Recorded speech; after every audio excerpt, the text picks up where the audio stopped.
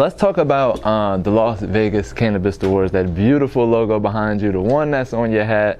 I want to talk about I know you kind of said it, but what inspired an award show for cannabis? Obviously your past, obviously you've thrown events, but what made you really say, I want to do the Las Vegas Cannabis Awards and do it yearly and really make this a thing? And great question, when we first started, it was called the Vegas Weed Awards, and that was the idea. Is Vegas was slang for Las Vegas. Then weed was what we called it. We didn't call it cannabis. We're like, weed, what the hell you mean cannabis, And so when we first started, it was called Vegas Weed Awards. And this started at an early age, we were talking with some friends, and we were just talking about, what about if there was a ceremony where you could legally, get a trophy for like being the best flower and etc. And at the time, it was just kind of something we talked about and planned out.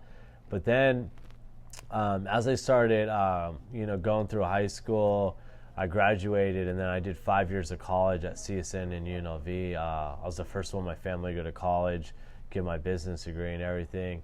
And it hit me, I'm like, we're doing events with All Access Vegas. What about if we threw the Vegas Weed Awards and we have it all come together where people could get honored? And then we started thinking about the different categories. And when I first started, I was like, best flower. I wasn't like any like indica, sativa, or anything. I was like the best flower. I was like, that was one category. When we first started, it was like 12 different categories, And I was like, best vape, and I started listing these different categories, best edibles, best drinks, or whatever. And then we really started thinking, what is this going to take to do? And there was no venues, you guys. I'm telling you, there's nothing. We submitted it to about 5 different casinos, and we didn't get none of them to approve it. They're like, we don't want anything to do with it. We don't care if there's no cannabis consumption or anything. We don't want to be a part of it. And then I was like, you know what? That's not going to stop me. We realized we're going to do a huge mansion for the first one, and the venue, something happened where our relationship with the venue, they didn't want to do it. They were scared, it was going to be too big for their property. And I'm happy that did happen, because the awards wasn't mentioned to be at a mansion or like an Airbnb or like a huge private residence. It was made to be at a real, a venue. And so the next couple of months went by, and then the Hard Rock approved it. And I was like, holy shit, this is going to be incredible. The venue's 3 stories, so like when we threw our event, it was 3 stories wrapped all the way down. It was sold out. But the idea was there, Sometimes you might not have any money. Sometimes you might have anything. Like maybe you're completely broke. Like maybe you're in complete debt, and you don't know how you're going to do an event or how you're going to do anything. But don't let your dreams stop you, or don't let anything financially stop you from your dreams, I should say. Because at the time, I was working at the Wynn, and I was, opening up all these different restaurants and bars, and, doing banquets. I was setting up all this stuff there, and basically got to the point where I realized, we could seriously throw a cannabis event and just have everyone come and bring all these sponsors and people. But I was like, what about if we had more categories, like 38 categories, And then that's where it really started, where we're thinking about all the 38 categories. And then we did them, and then we started realizing the process of trying to get votes, trying to get nominations and everything. And it was just crazy, because in the beginning, like I said, we didn't have any investors or anything. So I sold my house. I sold everything I had. I didn't have any money. I didn't have anything. I was at a point as a single father, just making it by, because the night of the shooting at the Country Awards, I got robbed for everything I had. I had a whole life savings. I had all this materialistic stuff, Gucci, Louis Vuitton, all this stuff. And then I lost it all. I was thousands of dollars in debt. I was literally crying. I was like, how am I going to do this? I still work at the Wynn and everything, but in All Access Vegas, but I lost everything.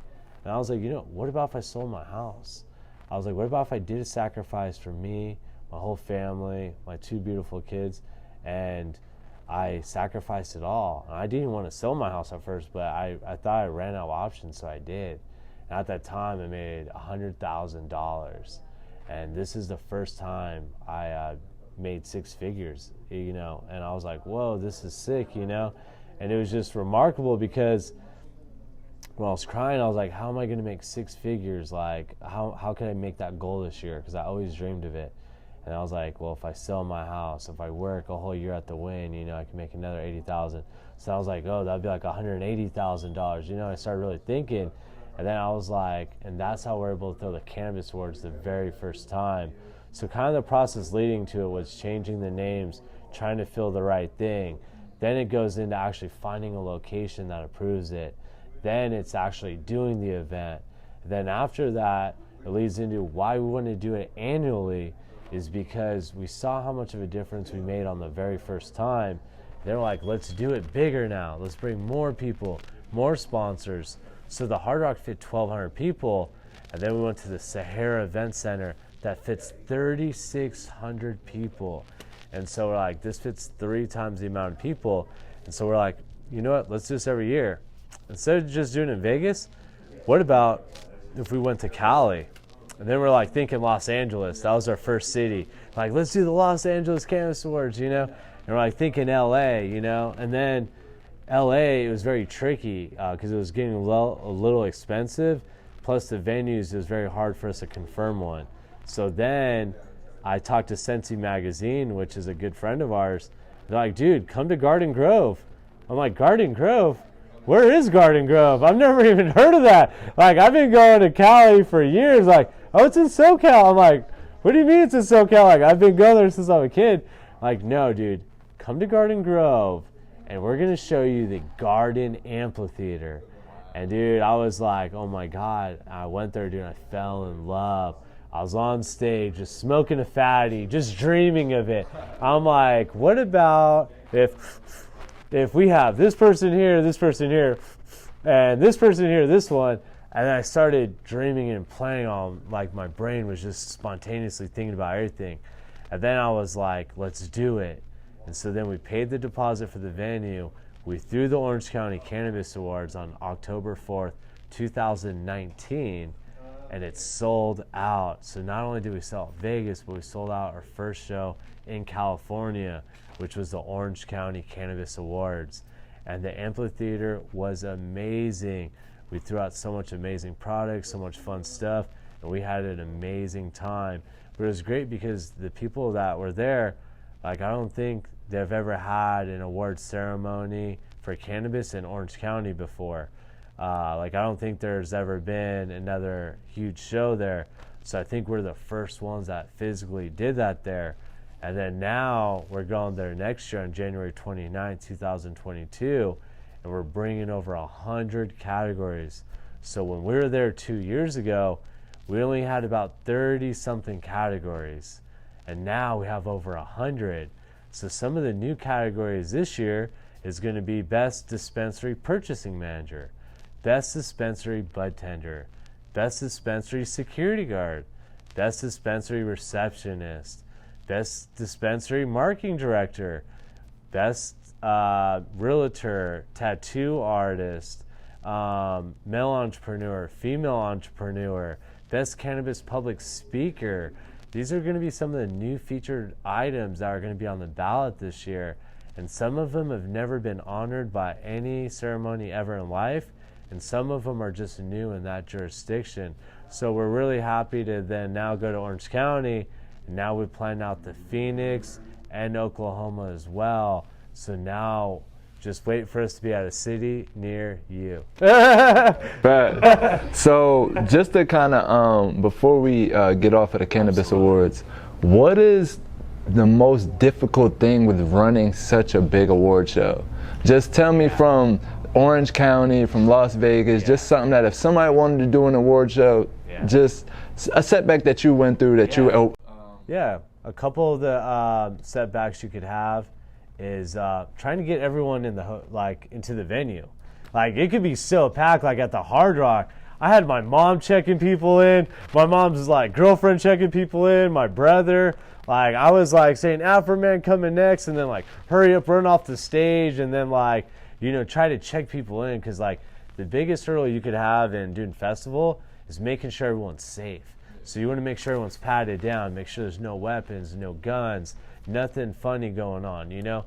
Pat everyone down, have a metal detector, check it out. These are some huge steps that could save your whole festival and your whole career, because all you need is one person to bring in a gun or a firearm and shoot up your event, and your whole festival is done. Another thing is, don't overpromise. You know, like I said, like Firefest, if you overpromise stuff, you give everyone these false hopes, you are going to crash and burn, and you're going to bring every celebrity, every sponsor, every model, every person you work with down with you. So don't do that. Some of the biggest hurdles I was figuring out about budgeting a plan for your money. Always create a really good budget before the event. Don't start budgeting during the event and after. Start figuring out way before the event even starts, you know. So budget's always the key to success as well. Another thing is, be careful with hiring friends and family. Sometimes it's one of your best assets, and sometimes it's your worst. Imagine, you know, like someone you love and someone you care for, and they're not doing the job right, and then you gotta let them go. So I've seen this be a blessing, hiring some amazing friends that are still on the team that are killing it. Then there's some friends that have stolen from me, have cheated me, have talked bad upon me. You know what I'm saying? A real friend will always be there, and they'll say it in front of your face. So if you have an artist that you've had a hard time with, or a model you've had a hard time with, or anyone in the industry, don't keep on giving people second and third and fourth chances. Learn your lessons early before it's too late. Sometimes if you see someone stealing the first time, don't trust them a second and third time. They're going to keep on stealing from you. It could be as simple as someone stealing a t-shirt, or someone stealing a hat, or someone stealing a poster. And that poster wasn't even for them, it was for a celebrity. And it could be, you know, something as a tablecloth. It could be a roll-up banner. I've seen so many items stolen and taken, you know. So, and be able to have a plan B. Say if you don't have, you know, an outdoor venue, make sure it's not raining, make sure it's not snowing, make sure you're checking the weather months in advance. Even though looking in a couple days in advance is better, but always look in advance, you guys, because it could definitely save you guys time. And with COVID, that could be the biggest nightmare of anything. That was probably my biggest hurdle that I've ever encountered. It wasn't really staff, or it wasn't really venues. It was COVID. Like, you can't plan out some natural disasters. You really can't, you guys. And the thing is, constantly stay updated with the new rules and regulations.